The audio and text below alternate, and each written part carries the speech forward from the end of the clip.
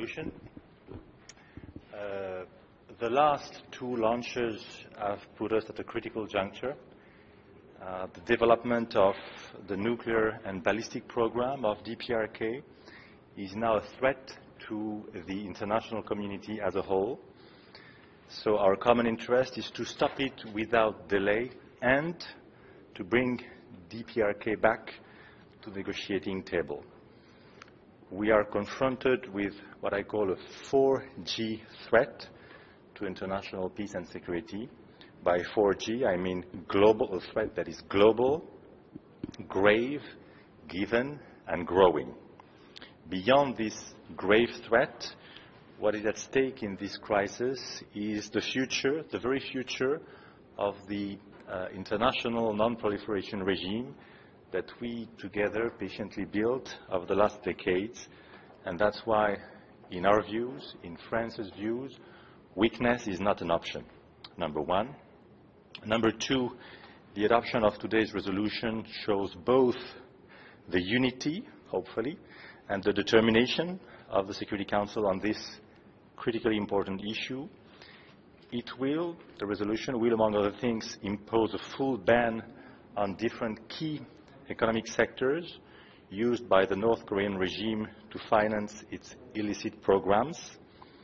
We believe and we hope that these measures are likely to have an impact on Pyongyang. We hope they can help change its calculations. It is now time to apply maximum diplomatic and economic pressure to the North Korean regime, which is the only way to bring it back to the negotiating table and to open the door to a political solution. Finally, I would like to thank our American friends for their work during this negotiation. We will continue to support their tireless efforts on this file and to work in order to bring also the Security Council together on this very important threat. Again, what is at stake here is critically important, and the Security Council has to unite on this very, very important Ambassador, issue. why would these sanctions work when all the others haven't? It's a good question. This is a new step in the increasing sanctions that the Security Council has imposed on the North Korean regime. What we are about to adopt goes far. This is a good outcome of good negotiations, and we hope they will be able to illustrate our unity, to illustrate our firmness and determination, and therefore to be able to change the calculations of the North Korean regime. And based, as I said, on this position of firmness of the Security Council that is, in our views, absolutely needed, then we hope we can open the door to the only way out, which is a political solution to the crisis. Ambassador, Washington had threatened some secondary sanctions and threatened to exert some trade pressure on Beijing. Do you think that has helped China agree to these new sanctions?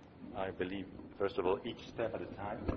I then believe that there was a good negotiation process with the U.S., with China, but also don't forget with the other key players. We are all very much involved in the negotiation process. Now we all must be equally involved in the implementation of the measures that has been decided, measures that are, again, to answer your question, very important and that bring the level of sanctions to North Korea to a new level, which in our views should allow us to give us the tools we need to go for a political solution that is the only real solution in this crisis. So, Ambassador, what comes first, de-escalation or not? The answer is in the resolution. Because the threat is so grave, direct, and global, this is not a regional threat anymore. This is a global threat, immediate threat.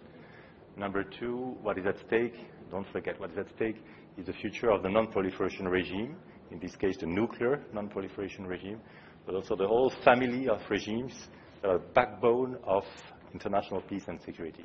That's why I said that weakness is not an option, that firmness is a prerequisite It's not the end of the story, but it's a prerequisite to achieve the good political solution that we need. Thank you. Est-ce que cette nouvelle résolution, ces sanctions ont les moyens de geler le programme nucléaire et balistique nord-coréen?